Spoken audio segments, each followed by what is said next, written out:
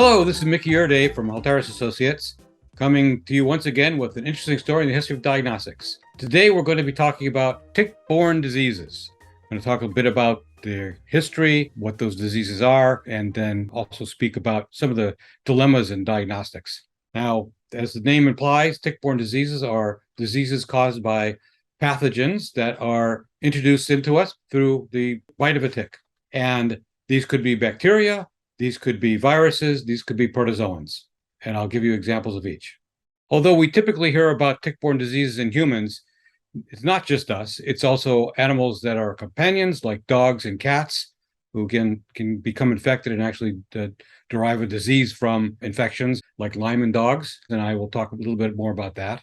But also there are animals which are reservoirs. Other animals don't necessarily become sick from it. There are carrier animals, deer, rodents, and even lizards. And then there are the cattle.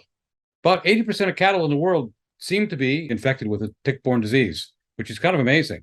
There was one particular disease called Babesia, I'll talk slightly more about, that was until maybe 30 or 40 years ago, a African cattle disease. But now it's spread into humans and it occurs in many different places. There are about 18 known, last I looked, diseases that are tick-borne in the United States and 27 globally, but new ones are being discovered rather often. And we're seeing more and more spread of these because often these diseases occur in warm areas, so climate change is actually increasing the distribution.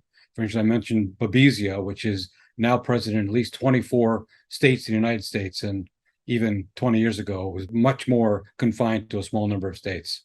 It is spreading as well. Lyme disease, I'm going to come back to that and talk more about it, that is caused by Borrelia bacteria and very specific ones, but there's another disease state referred to as relapsing fever, which is caused by a different set of Borrelia species. Beyond relapsing fever, other tick-borne diseases which are also caused by bacteria include, for instance, anaplasmosis, which is caused by anaplasma, ehrlichiosis, caused by Ehrlichia, Rocky Mountain spotted fever, also caused by a bacterium, and then Helvetica spotted fever. And often these are in the so-called Ixodes ticks. These are a variety of different species. There are 16 different species associated with diseases in the United States and other parts of the world. It's also worth noting that a number of these bacterial-caused tick-borne diseases, we're finding more than one pathogen in a tick at one time, which can cause multiple diseases simultaneously in a person, sometimes hard to distinguish. Others are caused by viruses, I mentioned. So, for instance, Colorado tick fever, and also what's called Powassan, which is found in the southeast United States. I mentioned protozoans can cause these diseases as well, and I mentioned Babesia. That is a protozoan. It is Babesia macroti. That is actually a life-threatening disease. And then another very interesting one is called Cytocinosis, which is a disease mostly in cats of one sort or another, domestic cats, bobcats. This is found also in southeast United States. So there are a variety of different diseases that are caused by different types of pathogens, all which are tick-borne. So I mentioned I wanted to talk a little bit more about Lyme disease. And of course, it is Lyme, not Lyme's disease, because it wasn't discovered by someone named Lyme. It was named after the town in Connecticut, Lyme, which was the first place it was noted. This was initially in 1975. And by 1977, a number of very astute clinicians figured out what the symptoms are, which involved often this arthritis, which is now called Lyme arthritis. And by 1984, the first serology test came along, the ELISA-based test. And by 1987, Lyme was actually a reportable disease to the CDC. So now we know that it's not only prevalent in the Northeast United States, but all over, including in California, Texas, other places where the right tick and usually host reservoir is present. But it's actually difficult to diagnose. There are a lot of tests which have been developed for it, but there's some issues with testing and also with the actual definition of the disease itself. So, for instance, early on in the disease, a tick has bitten someone. Usually, in this particular case with the Ixodes, the tick needs to be present on someone for something on the order of 6 to 8 hours. The bacterium is in the alimentary tract of the tick itself.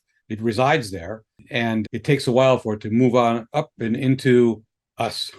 So Once it has, then it has an opportunity to incubate. And over the first few days, if someone were to have symptoms, they might go in for a test, and that test would be a blood test.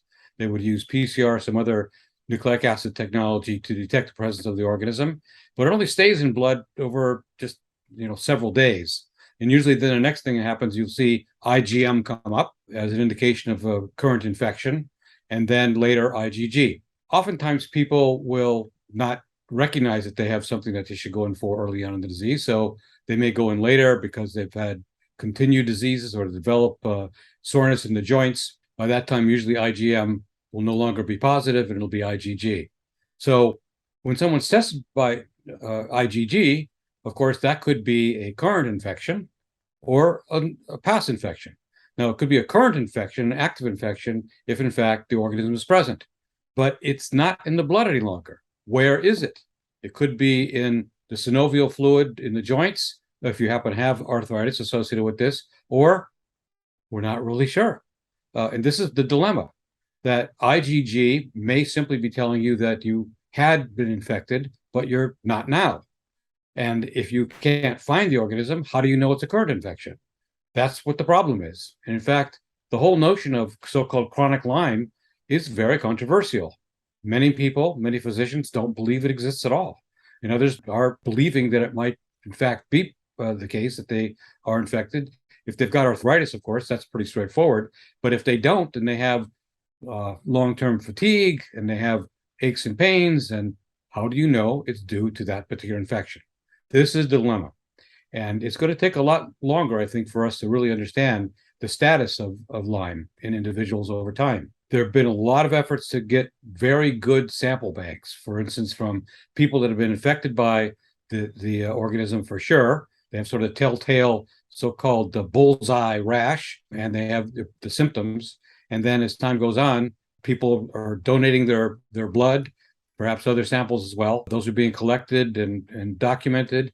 And if any of those individuals continue with the symptoms, then the question will be, how can we know that it is or it isn't actually Lyme? So we're going to need to wait and hear more about this as time goes on. So I'd like to talk about another rather strange situation having to do with tick bites. This is not really a tick-borne disease so much as it is actually a tick-borne allergy, and an unusual one. This is what is referred to as alpha-gal allergy, or also mammalian meat allergy. So what's that all about?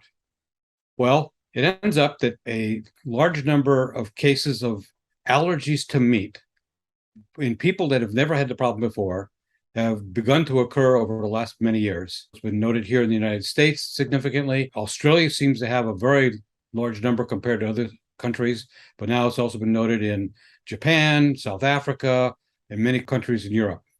So this is associated with a sugar. The sugar is galactose alpha 1,3 galactose. And this is a sugar which occurs in mammals, most mammals, except for old world monkeys, apes, and us. Other than that, other mammals have it.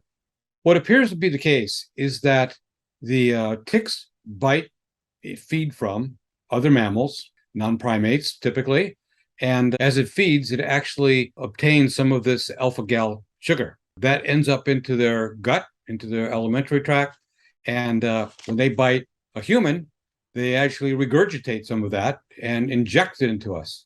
When they do that, it appears that a IgE response occurs, an allergy response, and that can cause very nasty symptoms in individuals. It can be severe itching, hives. It can cause respiratory symptoms in about 70% of people, GI symptoms, anaphylaxis in some people. It's not pleasant. Now, it's not the same in everyone. Some people have fairly mild allergy and others have more severe allergy. And it also appears that not everybody that's been bit by one of these ticks actually ends up with an allergy for reasons that's not really clear at this point. Individuals that have been diagnosed with the disease, and I'll come back to how that's done in a few moments, are really in a situation where they've got no choice because there is no cure for this at this point. Perhaps over time there'll be a desensitization system, but not in place at this time. But they can eat poultry, seafood, and if you're into it, reptile meat, because they don't have alpha-gal. So it's not totally off of meat, but no mammalian meat. So it's the Lone Star tick here in the United States. It is the castor bean tick in Europe.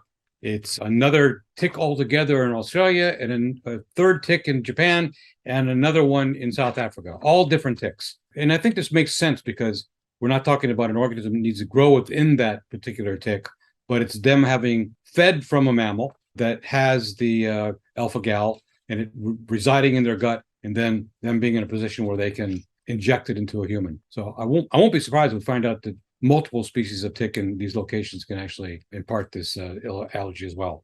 Now, the way it's typically diagnosed is with IgE test. You'll see that, in fact, if you had symptoms and were concerned about this, you could send samples into Quest or LabCorp. A number of other laboratories offer it, and they typically offer the IgG for the alpha-gal, but also there are antibody tests, IgE antibody tests for beef IgE, for pork IgE, and for lamb IgE. So these are adjunct tests that go along with the alpha-gal test. There's a lot more to be learned about alpha-gal here. There's not a lot known about what the actual prevalence is, about how severe it can be from one person to another, or what can be done about it. So at this point, it's just abstinence from mammalian meat. So I find this entire alpha-gal story quite interesting, and just curious as whether there are other allergies caused in a similar way that we just aren't aware of. But it's an acquired allergy, which is rather unusual. This entire area of tick-borne illness, tick-borne allergy, I think is a fascinating one, and there's a lot to be learned. A lot to be learned because of this issue of the reservoir of the organism perhaps not being easily accessible. I think I've talked about this once before, but there is the company Carius, which has been looking at pathogenic DNA that's chopped up into smaller pieces in blood, which is associated with distant reservoirs of disease like brain or spleen or somewhere else. And it works quite well. I have not seen anyone attempt to look at something along this line with some of these diseases that are attributable to tick bites, but I think it could be an interesting adjunct to the existing testing to see if you can't find evidence of a continued active infection with people with symptoms and probably with an IgG response. So look for that as time goes on. I hope we see it. So thank you once again. I look forward to telling you another interesting story in the history of diagnostics. This is Mickey Uday for Halteres Associates. Thank you. Bye.